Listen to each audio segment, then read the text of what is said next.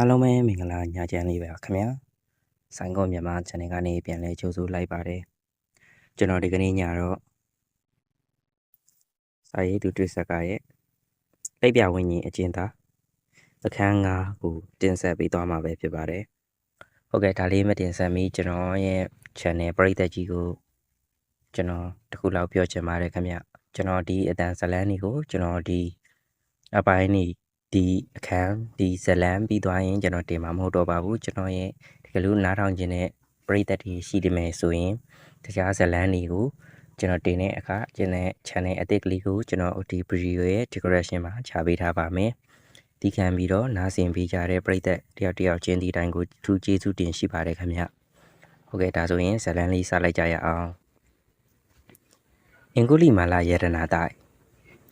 တကယ်တော့ဒီခရီးကိုတွားကြဖို့စိတ်ကူးပေါ်ပြီးတော့ဆုံးဖြတ်ကြတာနဲ့အခက်အခဲများစွာတော့ရှိပါတယ်။ဥစွာစိတ်တူကိုယ်တူတွားမဲ့လူရင်းများကိုအရင်ရွေးကြရတယ်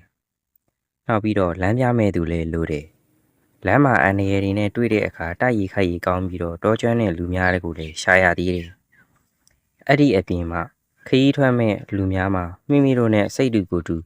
ဖြစ်ကြဖို့ကလည်းအရေးကြီးပြီးသေးတယ်။ခရီးစဉ်ကိုဥဆောင်မဲ့သူကတော့ဦးအောင်ခိုင်ပဲဖြစ်ပါတယ်။ဦးအောင်ခိုင်ကအသက်50ကျော်အရွယ်သားရှိသေးပြီးတော့လူငယ်တစ်ယောက်ကဲ့သို့ပဲကြန့်ခိုင်ဖြက်လက်တွက်လက်နေစေပါပဲ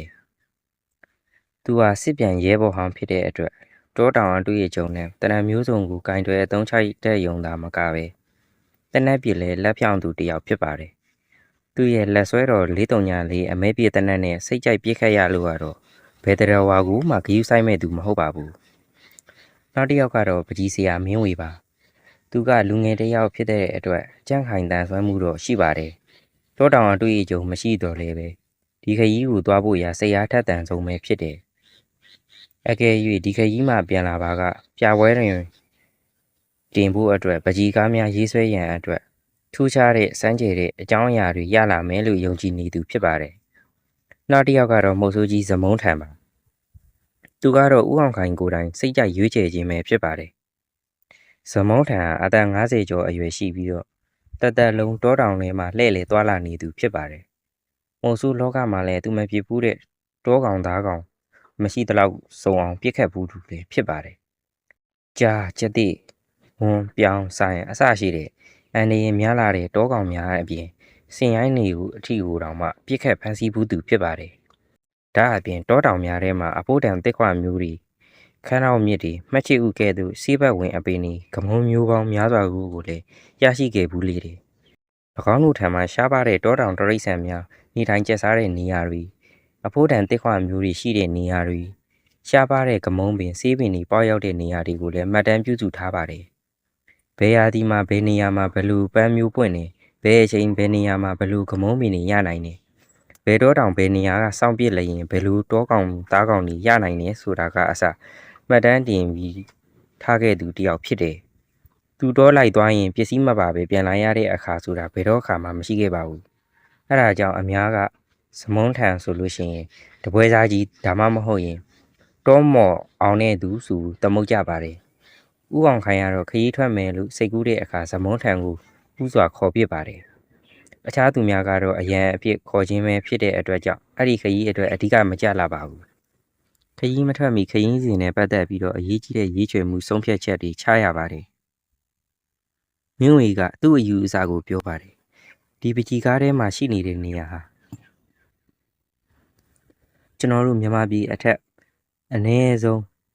9နာရီ10နာရီလောက်နောက်ကျပြီးမှနေထွက်တဲ့နေရာဆိုတော့အန်ကယ်တို့တီးကြပြီးပြီဖြစ်လောက်မယ်လို့တော့ထင်ပါတယ်ကျွန်တော်တို့မြန်မာပြည်နေရာကမြင်းတဲချောင်းဆွဲကြည့်လိုက်ရင်အရှိဘက်မှာရှိတဲ့နေရာဒေသတွေဟာကျွန်တော်တို့ထက်နေထွက်တာစောပါတယ်ဥပမာတရုတ်ပြည်မှာကျွန်တော်တို့ထက်နေထွက်တာစောပါတယ်ဟုတ်ပါတယ်ဒါကြောင့်ကျွန်တော်တို့မြန်မာပြည်ရဲ့အနောက်ဘက်မှာရှိတဲ့အိန္ဒိယနိုင်ငံအပါအဝင်ရှိသမျှနေရာတွေမြေဒီမှာကကျွန်တော်တို့မြန်မာပြည်ထက်နေထွက်တာနောက်ကျလေးရှိပါတယ်ဒါကကဘာကြီးကလုံးနေတာအရှိဘက်မှစားထွက်ပြီးအနောက်ဘက်ကပြည်လျာပြီးနေကိုအရှိဘက်မှာရှိတဲ့တိုင်းပြည်တွေကအရင်မြင်ရတဲ့သဘောဖြစ်နေပါတယ်ဟုတ်ပါတယ်မောင်မင်းဝေဒီပကြီးကားထဲမှာရှိနေတဲ့နေရာကကျွန်တော်တို့စီမှာနှိဘက်ဆိုရင် အဲ့ဒီမှာကညအချိန်ဖြစ်နေတယ်ဒီမှာညဘက်ဆိုရင်တော့အဲ့ဒီမှာနှိဖြစ်နေတယ်နောက်အဲ့ဒီဒေတာမှာအခုအထိမိုးတစ်ခါတရံရွာနေတာကိုလည်းတွေ့ရတယ်ဒါကြောင့်ကျွန်တော်တို့မြန်မာပြည်ရဲ့အနောက်ဘက်စူးစူးဒေတာမှာရှိနေတယ်လို့အတက်ပြောဝင်ပါတယ်မင်းဝေစကားဆုံးတဲ့အခါမှာတော့ဇမုန်းထံကကောင်းပြီမောင်ရင်ရဲ့အယူအဆကိုကြုတ်လက်ခံပါတယ်ဒါဖြင့်နေရာလေးရွေးကြရအောင်ဒီကြောက်ပြားထဲမှာရှိတဲ့တော်ကြီးကလူသူအယောက်အပေါက်မရှိတဲ့တစ်တော်ကြီးဖြစ်ရမယ်ဘာကြောင့်လဲဆိုတော့အဲ့ဒီမှာမြင်နေရတဲ့တစ်ပင်အမျိုးအစားတွေကဒီဘက်တော်တွေမှာပေါက်တွေမြင်နေကြတွေ့နေကြတစ်ပင်အမျိုးအစားတွေမဟုတ်ဘူးနောက်ပြီးတော့ဒီတစ်ခွလိပ်ပြာကြီးတွေကဒီဘက်မှာမရှိဘူးဟိမဝန္တာတော်တန်းဘက်မှာပဲရှိပဲကျုပ်တခါဟိမဝန္တာတောင်ကျောတွေဘက်ကြောက်သွားတော့ကအဲ့ဒီတစ်ခွမျိုးတွေတွေ့လို့တောင်ယူထားပြီးဥအောင်ခိုင်ကိုလက်ဆောင်ပေးဘူးတယ်လေဟုတ်ပါတယ်အဲ့ဒီတစ်ခွပင်ကလိပ်ပြာနဲ့ကြီးတွေလို့ပန်းမွင့်ကြီးတွေပွင့်နေဗျအခုတောင်ရှိသေးတယ်ဥအောင်ခိုင်ကပါထောက်ခံလိုက်တယ်ဒါကြောင့်အခုမြင်နေရတဲ့နေရာဟာကျုပ်တို့မြန်မာနိုင်ငံရဲ့အနောက်ဘက်စူးစူးမှာရှိတယ်ဟိမဝန္တာတောင်တန်းကြီးတွေရဲ့တနေရာမှာရှိနေမယ်ဆိုတာကတော့သိချတာပဲဥပြောတာဖြစ်ပါတယ်နေဝင်နေထွက်6နာရီလောက်ကွာတဲ့နေရာရဲ့အကွာအဝေးကိုတွက်ချက်ခံမှန်းကြည့်ရင်လည်းမခက်ပါဘူးတကယ်လို့သာဒီကဘာကြီးရဲ့တနေရာမှာဒီမီးတောင်ကြီးရှိနေမယ်ဆိုရင်ကျွန်တော်တို့တွေ့နိုင်ပါတယ်ဟုတ်တာပေါ့မောင်မင်းဝေပြောသလိုပဲဒီမီးတောင်ကြီးကိုသာရှာတွေ့နိုင်မယ်ဆိုရင်ဒီပုံထဲမှာရှိတဲ့ယတနာတွေကိုလည်းကျုပ်တို့မလွဲမသွေရှာတွေ့ရမှာပေါ့ကွယ်ဥအောင်ခိုင်ကအားရပါရပြောလိုက်တယ်ဒီကနေ့အကွာအဝေးကတော့နေထွက်နှုံးရဲ့ရွှေလျားမှုကိုကြည့်ပြီးတော့တွက်မယ်ဆိုရင်မိုင်းအကွာအဝေးကိုခံမှန်းလို့ရပါတယ်ငါအထင်ပြောရရင်တော့ဟိမဝန္တာတောင်တန်းကြီးပေါ်ကတောင်ကြားဒေသတစ်ခုပဲလို့ထင်တယ်ဘုတင်ခါကဝင်ပြီးတော့ထင်မြင်ချက်ကိုပြောလိုက်ပါတယ်ဒါဆိုရင်သိမခဲရင်းပါဘူးဒီကနေအိန္ဒိယနယ်စပ်ဘက်ကနေသွားရင်ရောက်နိုင်ပါတယ်ဒါထက်ကျွန်တော်တို့အိန္ဒိယနယ်တဲကဟိမဝန္တာဘက်သွားရင်တော့ထူးဆန်းတဲ့ယောဂီကြီးတွေနဲ့မလွဲမသွေတွေ့ကြရမှာပဲမော်စိုးစမုန်းထံကဝင်ပြောလိုက်ပါတယ်ယောဂီဆိုတာဘယ်လိုလူသားမျိုးလဲဟင်ကျွန်တော်ကနည်းနည်းလောက်ပြောပြပါလားမင်းဝေကဝင်မေးလိုက်ပါတယ်အဲ့ဒီအခါမှာတော့ဘိုးတင်ခါကဝင်ပြောတယ်ယောဂီဆိုတာကတော့လူသူမနီးတဲ့နေရာတွေမှာတရားကျင့်နေတဲ့သူတွေပေါ့ကွယ်သူတို့ကနှင်းတော်တွေထဲမှာလှပေါင်းများစွာမထတန်းထိုင်ပြီးတော့အသက်တွေကလည်းအတော်ကြီးကြတယ်ဟိုရောက်တဲ့အခါမင်းကန်ကောင်းရင်တွေ့ရမှာပေါ့ကျွန်တော်ကစိတ်ဝင်စားပါတယ်ဒါထက်ဒီနေရာကယတနာပစ္စည်းတွေအများကြီးရှိနေတယ်ဒါတွေနဲ့ပတ်သက်ပြီးတော့ခိုင်လုံတဲ့အကြောင်းအရာတစ်ခုခုတော့ရှိမယ်လို့ထင်တယ်မင်းဝေကတွေးဆဆပြောတဲ့အခါမှာတော့ဘိုးတင်ခါကစေးတံကိုမိညီပြီးတော့ပြောလိုက်ပါတယ်ငါငယ်တုန်းကအိန္ဒိယနယ်ဘက်ကိုနှစ်ပေါင်းအတော်ကြာအောင်နေခဲ့ဘူးတယ်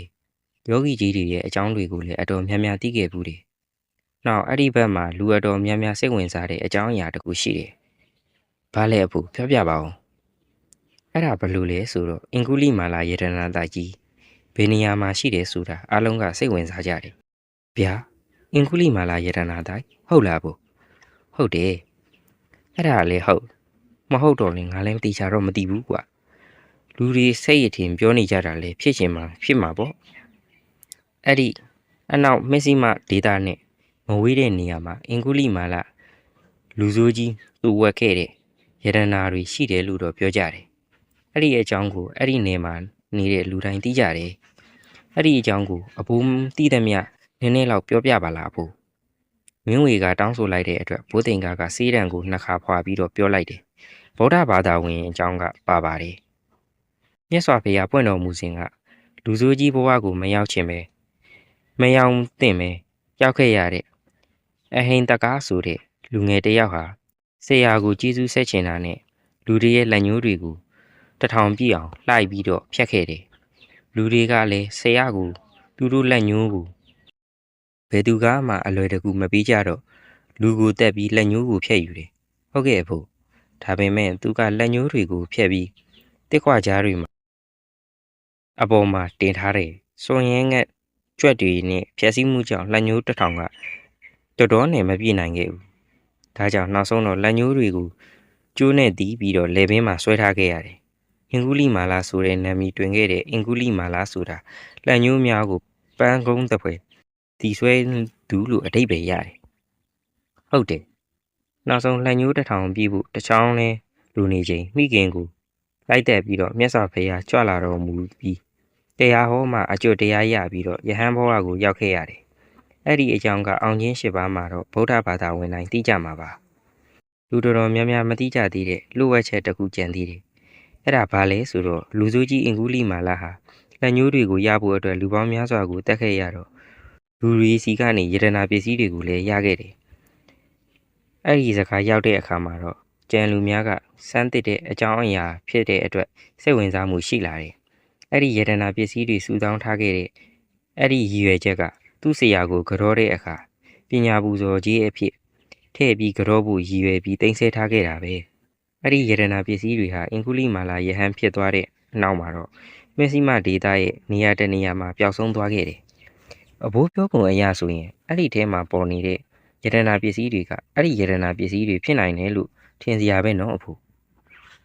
အေးလေဟုတ်တယ်မဟုတ်ဘူးလားဆိုတာကတော့နောက်ပိုင်းအထောက်အထားတွေကိုကြည့်ပြီးတော့ပဲသိကြရမှာပေါ့အဖိုးတင်ငန်းကစကားကိုအဆုံးသက်ကစီးတံကိုအေးစီစီဖွာနေတယ်ဦးအောင်ခိုင်စမုံထံမင်းဝေမြတီတာတို့ကတော့အဲ့ဒီအကြောင်းကိုပို့ပြီးစိတ်ဝင်စားကြတယ်လို့ခရီးထွက်ရင်လဲစိတ်အားထက်သန်လာခဲ့ကြတယ်။ကိုင်းဒါဖြင့်တို့တွေခရီးထွက်တဲ့ပူတော့တေချာလောက်ရှိပြီ။ငါရဲ့စမုံထံရင်မင်းဝေရဲ့အပြင်တခြားလူအပ်သမျှလူတွေကိုလည်း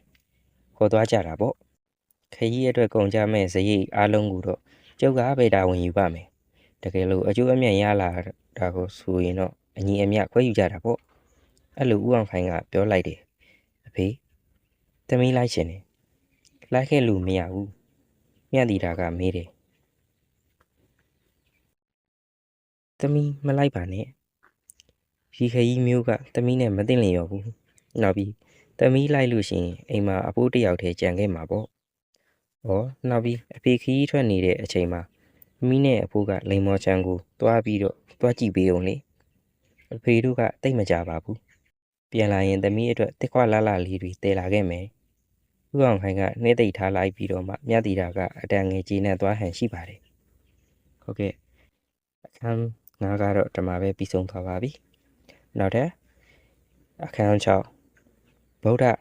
ဂါယာတွင်လှည့်လည်ကြခြင်းဆိုတဲ့အပိုင်းလေးကိုတော့စောင့်မျှော်အားပေးကြပါအောင်ခင်ဗျာနားဆင်ပေးခဲ့ကြတဲ့တယောက်ချင်းဒီတိုင်းကိုအထူးပဲကျေးဇူးတင်ရှိပါတယ်အားလုံးပဲအိမ်မက်လာမကြပါစေခင်ဗျာ